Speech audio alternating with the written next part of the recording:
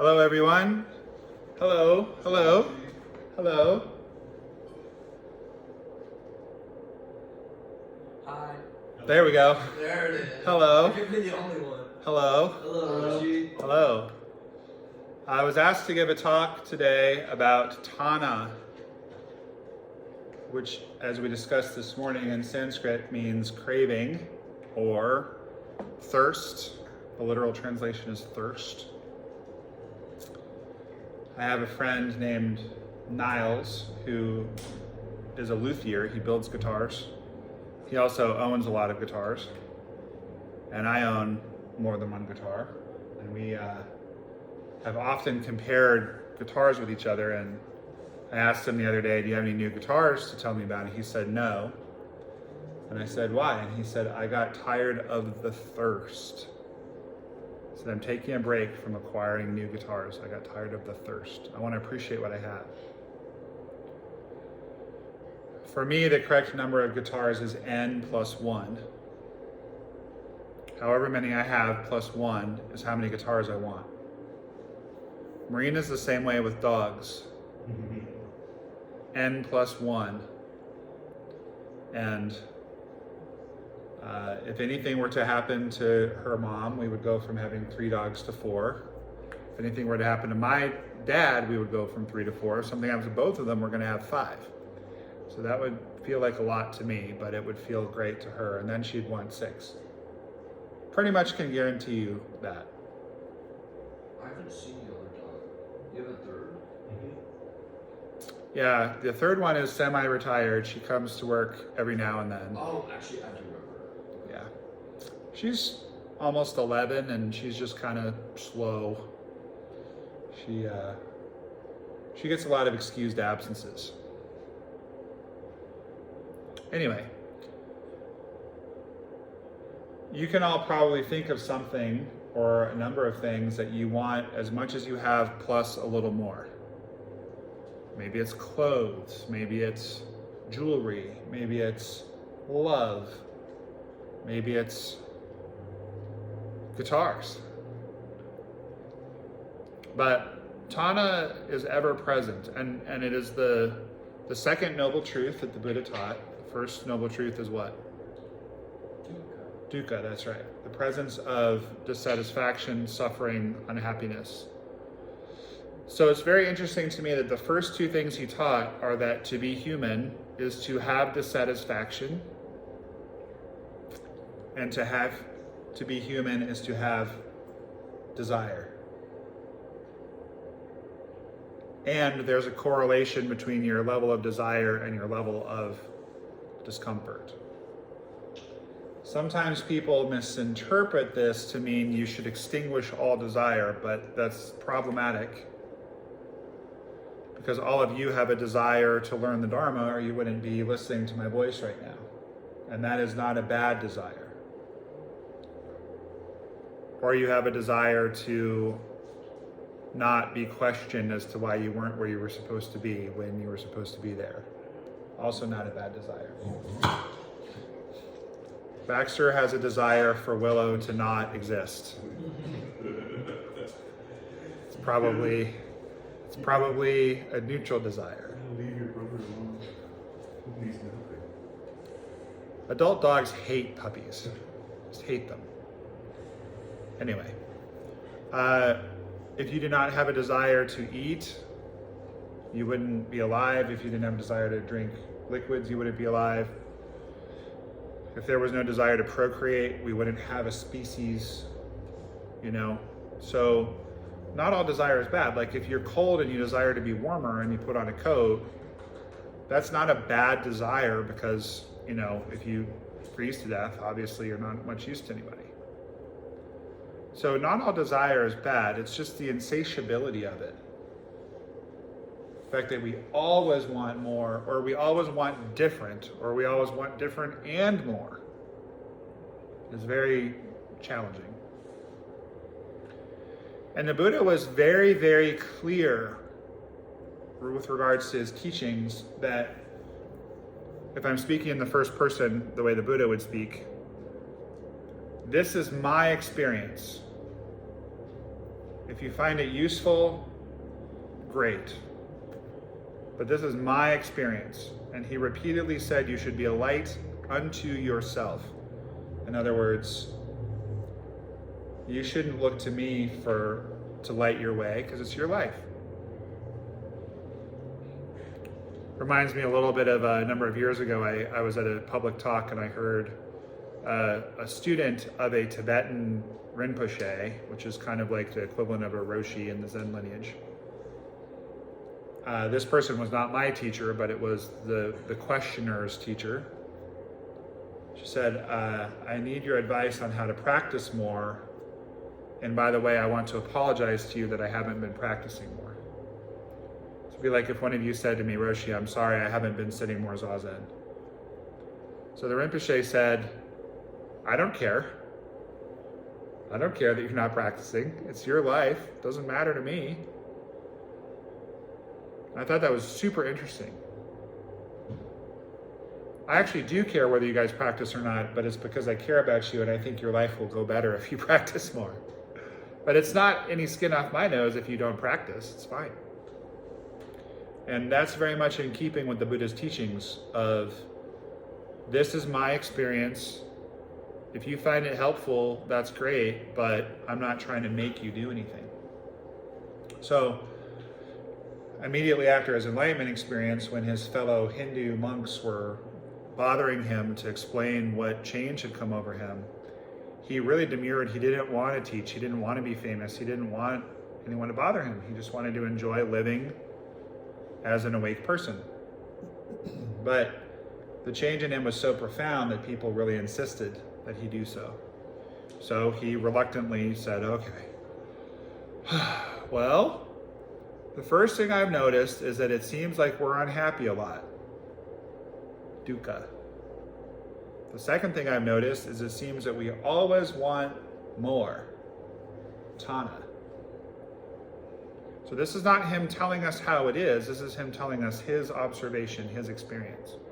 But I think the reason why these teachings have lasted 2,500 years is because they seem to resonate with a lot of people.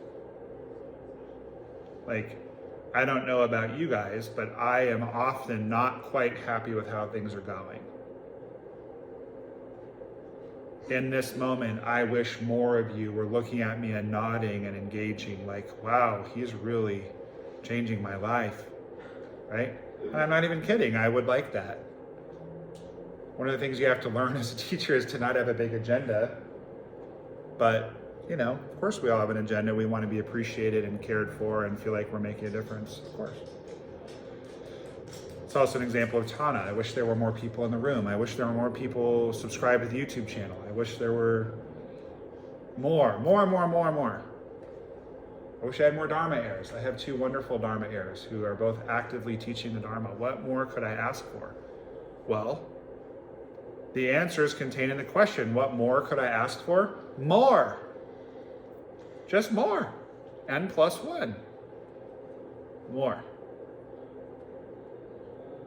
Now, having said that, if you happen to have an aspiration to practice, or if you have an aspiration to teach, that is a good thing.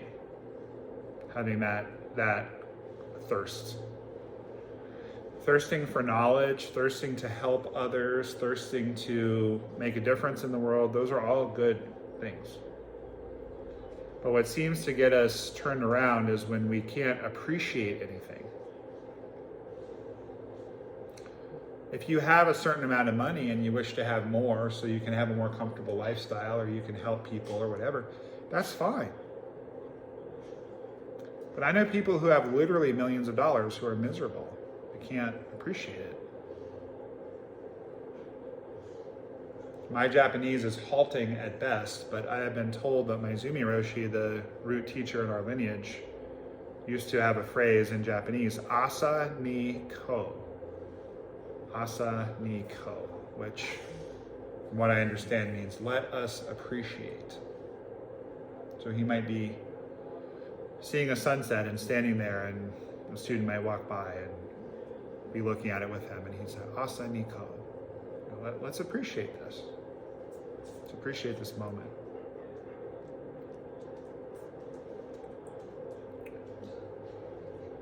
You know, we have this clumsy, not even 1-year-old dog wandering around the Zendo as I'm speaking, and I want to appreciate her because before I know it, she'll be an 11-year-old senior dog like my other dog. Because when we first started Red Mountain, Lulu was like she is. Things are always changing. That's another thing that the Buddha taught, is impermanence. So I have never heard this specifically stated in any of the teachings, so if it's incorrect, may all the oceans in the world wash my words from your ears. But my particular theory is that the antidote to thirst is appreciation. You know, the Buddha taught that,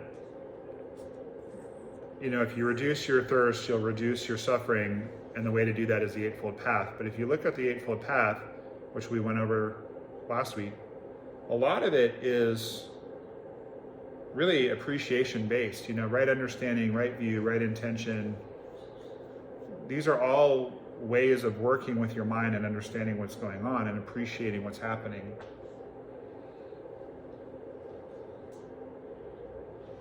You know, right speech is a way of appreciating the other person. Yeah. So like meditation being like the art of appreciating, kind of just breathing and being with nothing except your breath. Is that a way of kind of training yourself to appreciate less? Now the other thing I would say is, so the antidote to Tana is like, because the idea is that the more you get of anything, if you keep seeking more, it's not going to matter. Like, oh, I have like 17 guitars, but that next one, that's the one that's really going to make me happy. yeah. Right. Well, and also though, if you have the resources to have 17 guitars and there's an 18th one and you really do appreciate it, then there's nothing wrong with that. But if you think it's going to solve your problems, probably it's not. You're probably setting yourself up for more dukkha, for more disappointment. Something I see a lot as a psychotherapist is that people think when they get married, they're going to be happy. I am happier for sure having been in this long relationship with Maureen than I would be without, because Maureen is delightful and she's the love of my life and the light of my life, and I adore her. And I still suffer. Like when my mom died, the fact that I had my loving wife there helped. Her dad just died, and I would like to think that my presence is helpful through this very painful process she's in. But it doesn't mean she's not suffering. It just means she has support. And a good example of this too is in marriage, when people don't appreciate each other and are just focused on what the other person's not doing. There's the dukkha, there's the Tana. I'm unhappy because you're not doing what I need you to do more, right?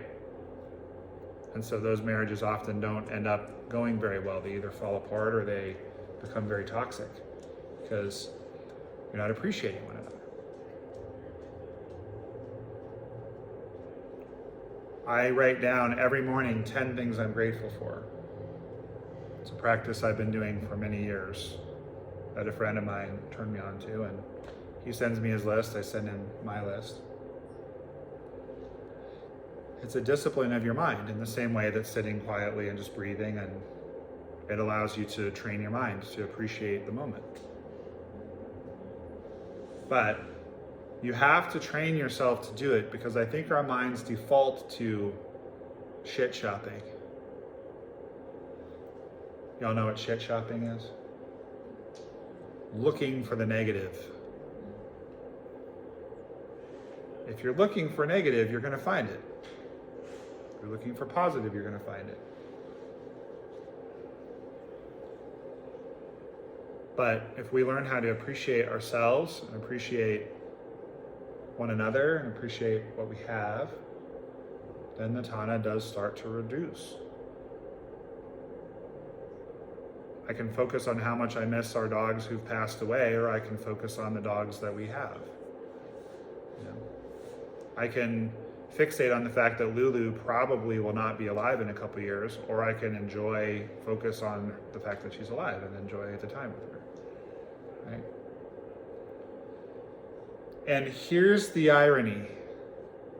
No matter how much you study the Dharma, you will still have dukkha.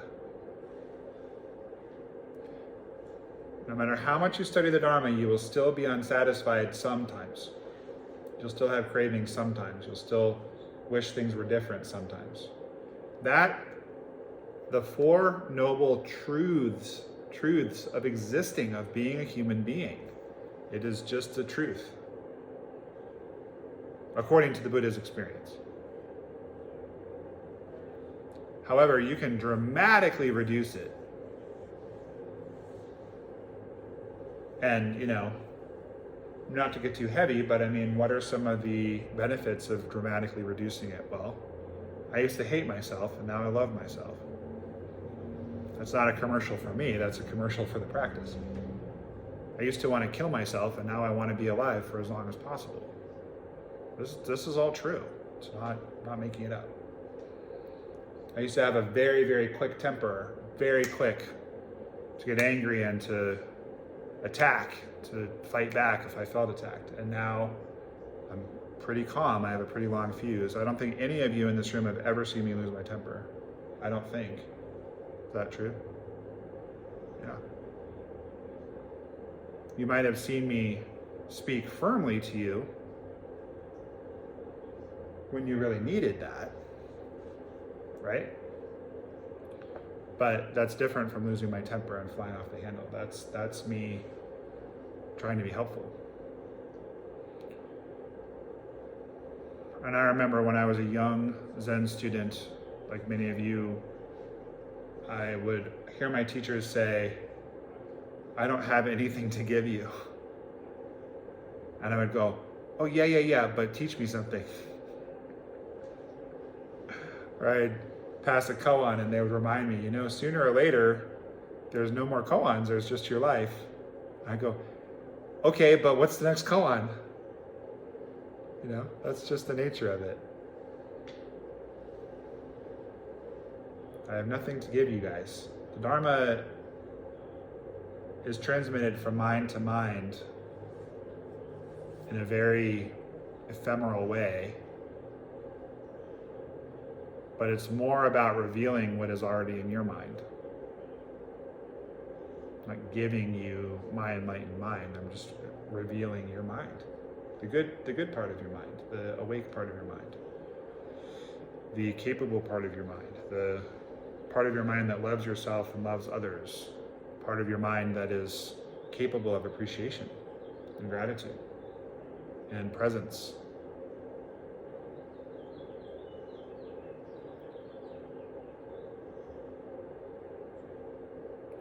Because one of my personal heroes died 12 days ago, it's very much on my mind that I'm not going to be here forever. So how do I make the most impact that I can in a positive way? Well, Red Mountain is one way.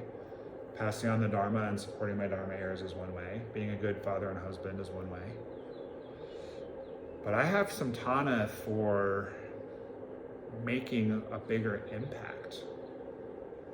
Writing a book, or having another program, or having more Dharma heirs. That's partly the thirst for more Dharma heirs comes from my own self-aggrandizement. I'll feel more validated or like a better teacher if I have more Dharma heirs. But the lion's share of it is that I just want more teachers out there, because the Dharma literally saved my life. It made my life much better. So I want that to be available for people who are struggling. So, as you all know by now, I keep giving the same Dharma talk over and over. And the point is always what?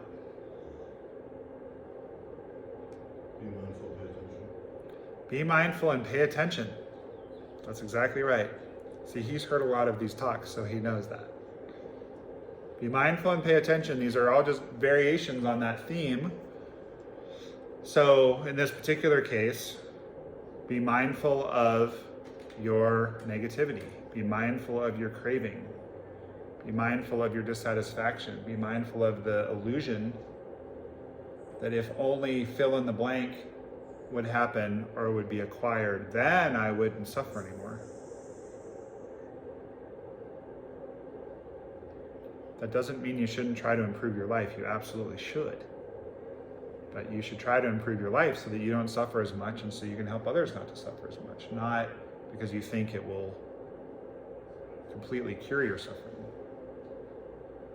Just be mindful and pay attention. Pay attention to the good things that are happening.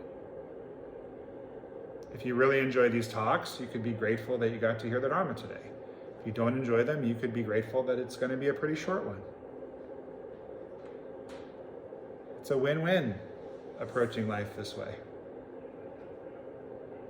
If you really care for someone and they move far away, like my niece, whom I absolutely adore, is currently living in Australia, you can focus on, oh, I won't see my loved one for 2 years. Or you can go, wow, I'm so happy for her that she's having that great experience, and I'm so glad she's in my life.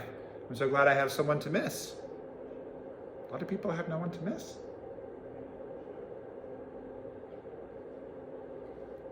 So, anyone have any questions? Comments? Do you feel satisfied? Yeah. Okay. He requested that I talk about this, so I want to make sure that I met his need. Do you have a desire to know more? It's a trick question. Yeah, I guess I would, but I appreciate what I've learned today. Oh, very well. Well played. Good.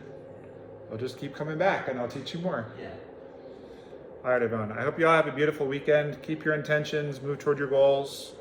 If you get agitated, come back into the Zendo and find your center point. Okay. Can you come in? Sure. Just ask them to let you in. Come in. All right, guys. Well, thank you for the opportunity to teach, and thank you for being here. And smash that like button, subscribe, all you people out there.